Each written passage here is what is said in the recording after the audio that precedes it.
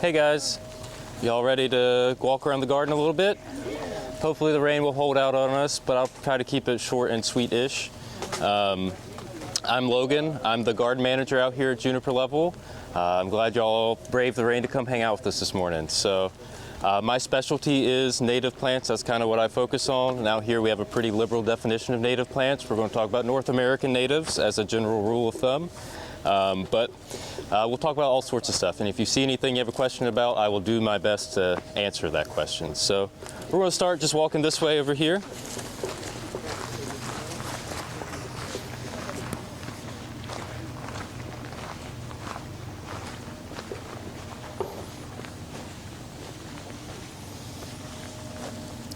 As we go by, I just want to point out this guy. It's not in bloom, so it's not going to be a bloomer, but this is a cool pawpaw tree. We're probably all familiar with pawpaw trees in the southeast, but the diversity for the genus Asimina is actually in Florida, and you have about 12 to 13 species down in Florida.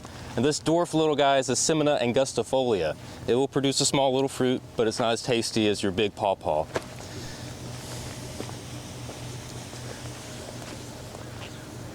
This guy over here is a really fun one. This is Baptisia arachnifera. We do a lot with Baptisias out in the garden, and we do a lot of cultivars of Baptisias.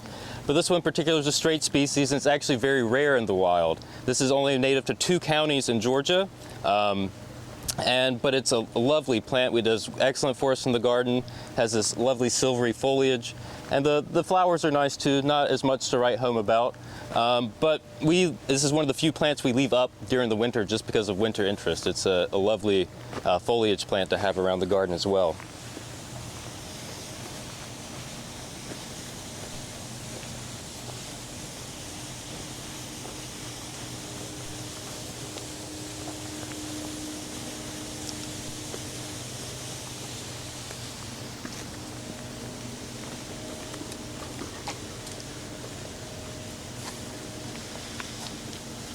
I actually want to stop and talk about this little guy right here on the corner. There's only a few blooms left on it, but it's a really cool one. Is anyone here familiar with our Spilia marylandica, pink root, some people call it? It's a native to much of the East Coast. It's pretty popular in a lot of landscape. You can find it at a lot of nurseries. But this is its cousin. It's very, very rare. It's only found in a single county in Alabama. Bibb County, Alabama, has a unique suite of endemic and rare plants due to its geology and biogeographic history. But this is from this area in Alabama. This is Spilia albanensis. I call it the pink root. It's a little smaller than your typical Spilia, but it's a really lovely plant. It's gone past its full bloom, which is a little earlier in like May, but it's still pushing out some flowers. Spilia is in the Logan family, so close to my heart, but a really fun plant as well.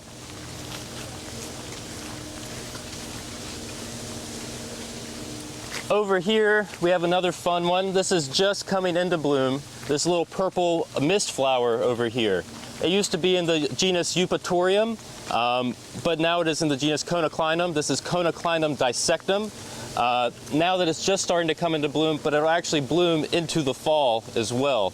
A really lovely plant. Pollinators really love it when it gets going in full force. It's not our typical mist flower that you see in the southeast. This is one from Texas. It's a little more drought tolerant. It does kind of like to spread, but if you give it a space to fill out, it's pretty happy.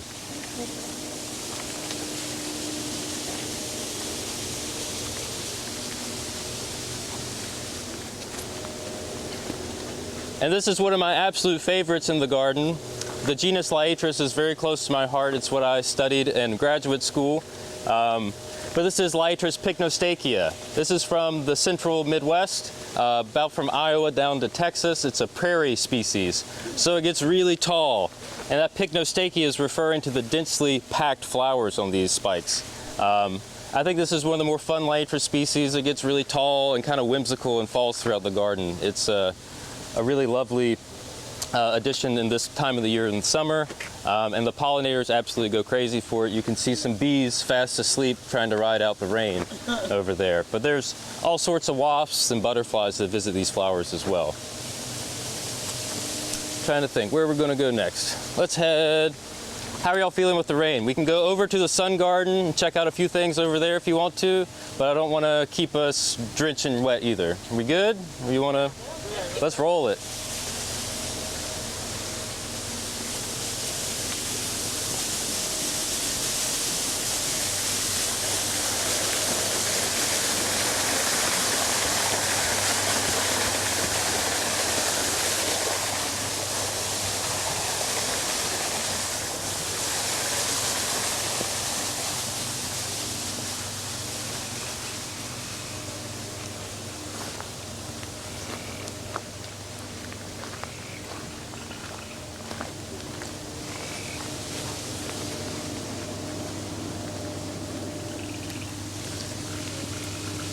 As you go by, check out this patch of lilies here. This is the cultivar 4th of July.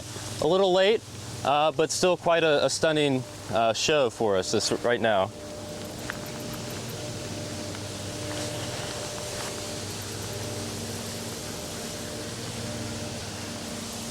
As we walk through this part of the garden, this is known as the Sunken Garden and the koi pond area. Not a whole lot in flower besides the hibiscus right now, which are lovely. But we also have lots of cardinal flower. Lobelia cardinalis kind of seeds itself around some more of the wet areas in the garden. But one of my favorites for this time of year.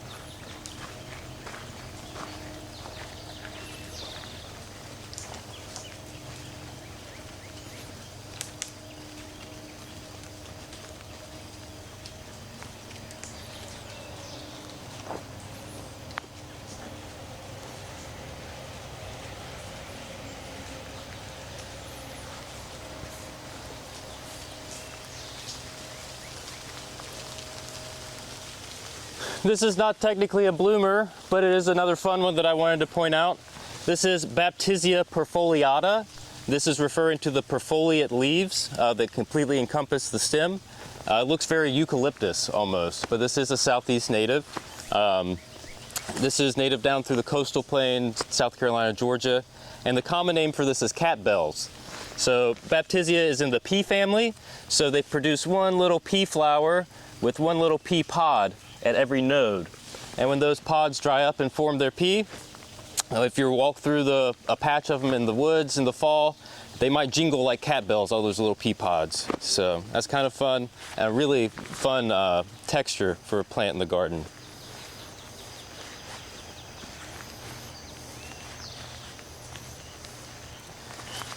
This is a really cool one. I love the genus Erythrina. This is Erythrina bidwilli. This is actually a hybrid that occurred in a garden in Australia of all places. This is a hybrid between the South American Erythrina christogale and the North American native Erythrina herbaceae. Gardener in Australia was growing these simultaneously in his garden, and voila, got this guy. It is huge. It is also in the pea family. It has little thorns all over the stems, almost an ivy-like foliage, but it kind of sprawls in a lot of different directions. But the hummingbirds love that big red tubular flower. Are they edible? They are not edible. I mean, I guess anything's edible once, but this one will make you sick. This is Prunus, let me not butcher the name on this, laaccerasis. Not the easiest one to roll off the tongue, but it is a member of the cherry prune family. Yeah, good eye, but we had somebody eat this, and I was like, please don't do that. He had already eaten one by that time, though, so it's okay. He didn't die. I think he just got a little sick to his stomach.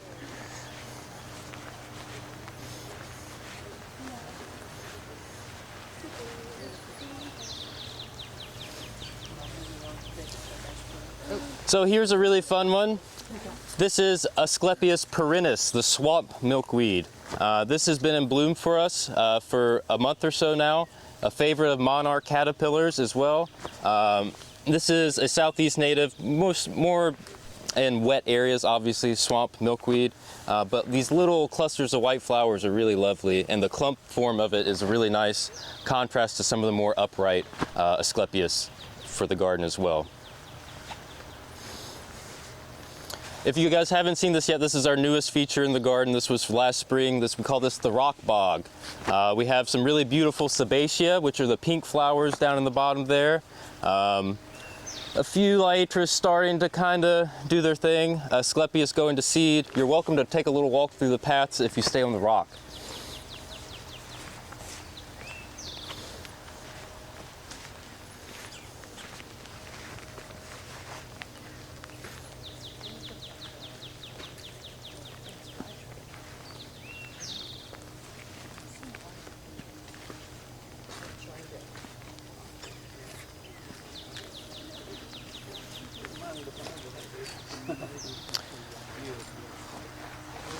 When you come by, check out this Veronia as well. This is Veronia Callus. It's got these crazy flat basal leaves with almost a chandelier of these purple flowers.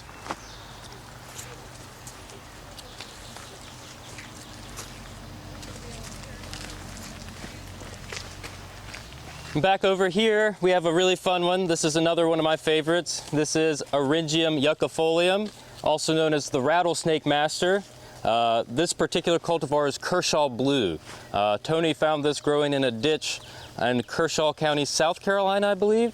But a really beautiful form of this species, and just a really cool plant in general.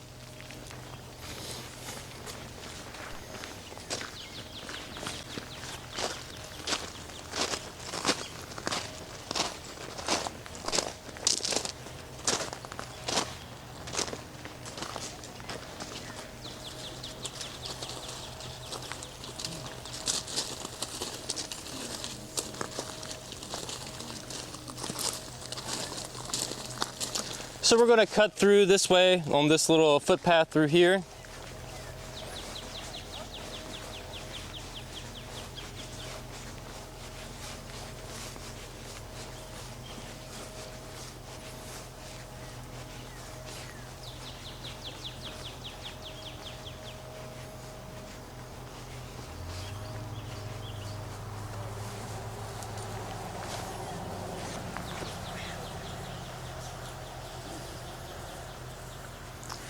So again, not another bloomer, but a plant you may not notice if you were walking through the garden. These are some of my favorites right now, and they'll come into flower within the next month or so. These are Silphium. Silphium are also known as the rosin weed. They have a really cool texture on the leaf. It feels like a cat tongue. It's called a scabrous leaf texture. And they'll get close to 10 feet tall and have big yellow, almost sunlight flower-like flowers. They're a member of the aster family. Silphium are a really fun native species from, this one in particular is from the Midwest. I'm not sure exactly what species this is. But feel free to rub the leaf as you walk by, it's kind of cool. Yes? Which oak is this back here? I've been trying to figure that out this week. It is beautiful, is it not? It is amazing. I love the leaves on it and the tiny little acorns. Yeah. This is Quercus rober, first Schwarzenberg. I've never heard of that. I've neither am I. That's really cool. Thank you. I'm sorry. I wasn't. No, not at all. I try to talk about things I have a little something to talk about, but that one is a really cool one.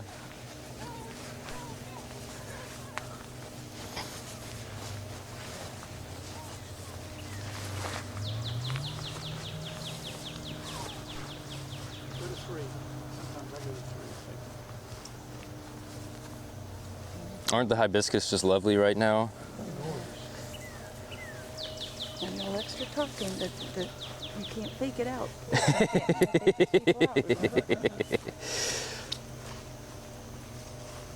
So when they do the hibiscus juice, what part of it do they actually get the juice from? So that's actually a single species of hibiscus, Okay. and it's a tropical species, so we're not able to grow that here. Okay. I'm not sure what that species is off the top of my head, but I know that it does not do well for us over the winter here.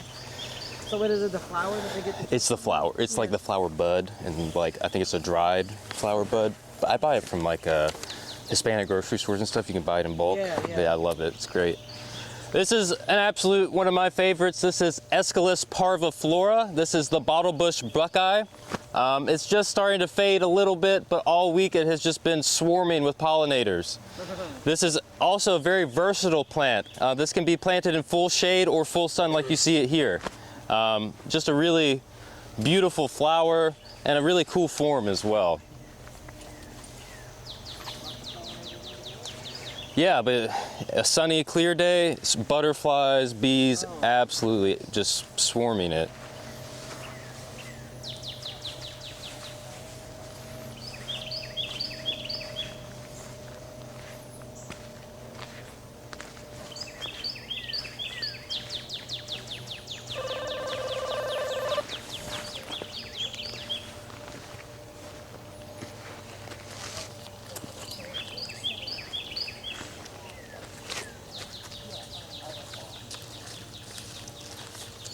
So I wanted to call your attention to this little pit over here.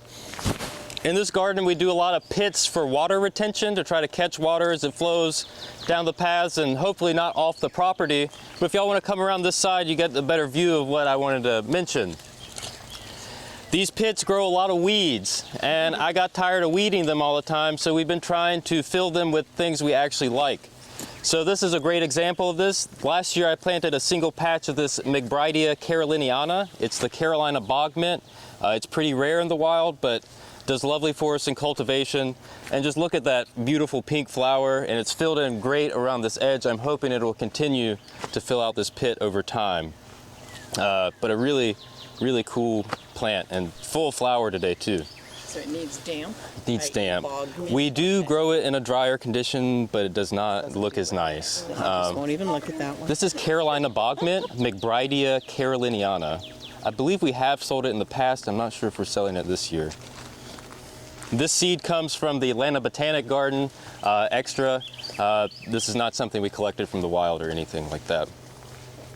We also put some Pontidaria in these pits as well. You'll see this pit's a little drier, so the Pontidaria hasn't quite spread out. That's that purple flower you see in the middle there with the arrow-shaped leaf. But over there in that pit that's a little more moist, it's filled in beautifully. So try to work with your site.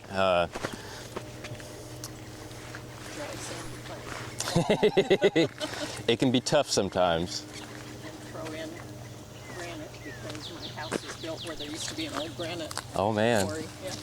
that's kind of cool. You have some big rocks and They're bold. buried, but I've been slowly digging around them because I Maybe- have this dream that I'm going to excavate down and do some rock gardens. Yeah, I was gonna say you could get your rock garden, go a little crevice garden or something. That'd be awesome. It's just slow going. Well, that's gardening. It's a process, a lesson in patience.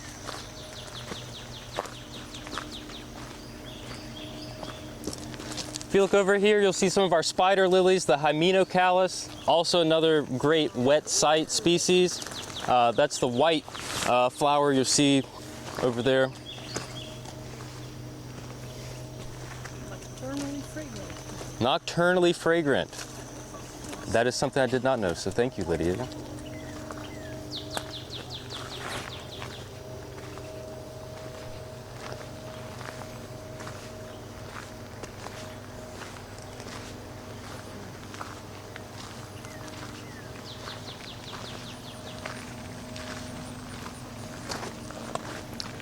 Also wanted to point out this acacia tree over here.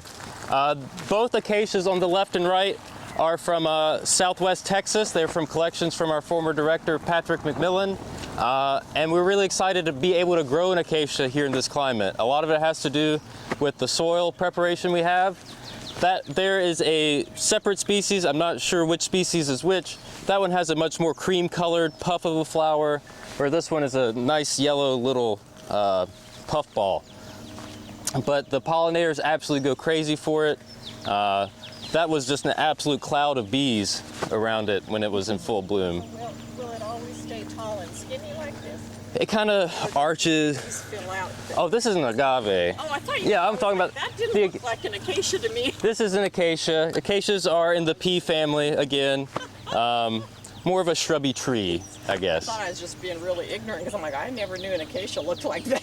No, but they're wonderfully drought-tolerant plants. A really cool flower. They look like arts and crafts or like those little puffballs or something.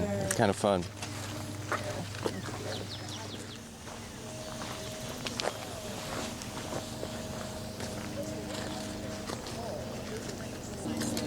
So this is one of my favorite plants in the garden. I'm usually a big fan of scientific names, but this guy has some of the most fun common names of anything out here. This scientifically is known as Phylla nodiflora, commonly known as frog fruit or even turkey tangle. Great names, I know. But again, this area was something we weeded several times a week almost. It was just getting out of control. Got tired of it. In December of 22, we plugged in 3 to 5 plugs in this, and by the next spring, it looked like this throughout the pit. The only thing we do to it is pull off the edge pieces or weed eat the sides of it. This is a North American native, fantastic ground cover. It can tolerate drought, it can tolerate wet, does prefer it slightly more moist, but it's closely related to lantanas. And you get these lovely little flowers all over it from about May through the first frost in the fall. And it's usually covered in skipper butterflies and bumblebees. I've seen people use this as a lawn replacement as well. It's a really fun plant. So check it out, frog fruit. Frog fruit.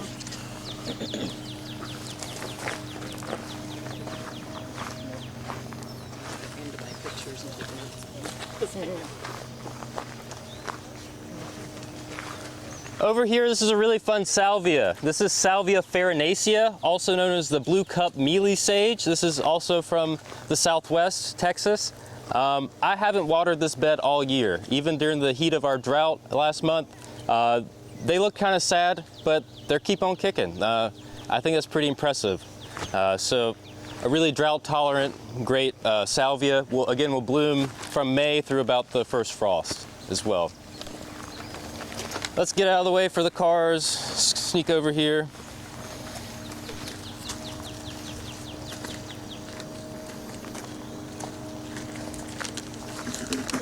This also puts me in a great position to talk about this guy. This is Pygnanthemum tenuifolium, your slender mountain mint. This particular cultivar is Campbell's carpet. It's a little more compact than your typical tenuifolium, and it tends to spread. Not as aggressive as some of your other pygnanthemums, but this has been here for about 5 years, and you can see it's filled out this space very nicely. If you're looking for a nice ground cover that's pollinator friendly, pygnanthums are some of the better pollinator plants you can put in your garden. This is another really cool silphium over here, not in bloom, but even more cat-tonguey scabrous. This is Silphium terabithanaceum. It does have nothing to do with the bridge to Terabithia, but terabithanaceum actually means to produce turpentine. So the rosin weed producing turpentine. Over here we have our actually native erythrina. These are known as the coral beans. This is Erythrina herbaceae. And you can see its slender pink flowers right here. But you also see the bean pods forming, and the beans will actually be bright pink as well. That's why they call them the coral beans. It's pretty cool. Again, kind of thorny with some ivy-like foliage, but southeast native to the coastal plain.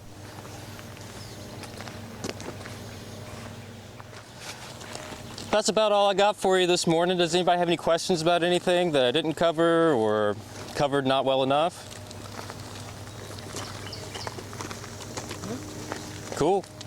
Well, thank you guys so much for joining in. I hope you enjoyed it, and I appreciate you guys coming out today. Thanks for having us. Thanks. Of course. All your hard work, Ron. It's a lot, but get to share it with you guys is a pleasure. So.